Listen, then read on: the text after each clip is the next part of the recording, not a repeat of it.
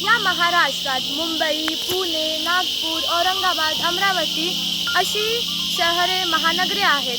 तर कोल्हापूर, तुळजापूर, पंढरपूर, वेरूळ अशी कितीतरी सांस्कृतिक वारसा सांगणारी शहरे आहेत. अभंग, ओव्या, भारुडे या सगळ्यांनी महाराष्ट्राची संस्कृती संपन्न झाली आहे. तर नाटक, कोळी गीते, लावणी यांच्यानी या संस्कृतीचा जिवंतपणा टिकून राहिला.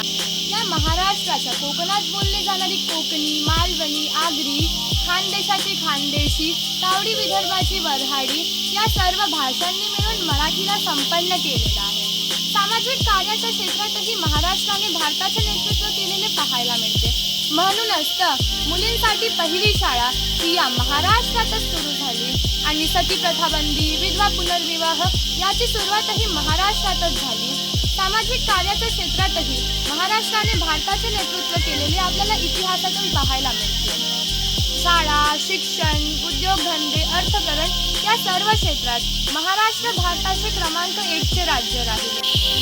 ते या मातीतल्या पुरोगामी नेतृत्वामुळे, कष्टकरी श्रमिकांमुळे आणि बुद्धिमान माणसांमुळे अशा या महान महाराष्ट्राची 1 मे 1960 हा स्थापना दिवस. याच दिवशी महाराष्ट्राची निर्मिती झाली होती.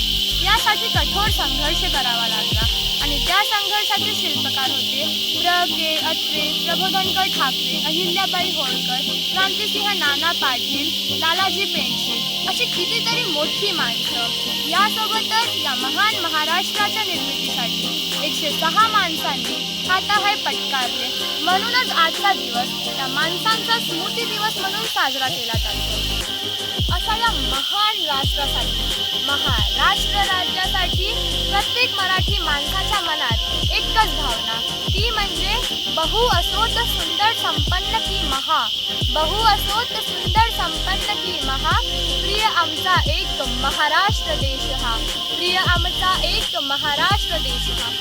मित्रांनो, आज जागृत कामगार दिवस सुद्धा साजरा केला जातो. आपणास कामगार दिनांच्या शुभेच्छा देऊन मी माझे 2 शब्द इथेच संपवते. जय हिंद, जय महाराष्ट्र.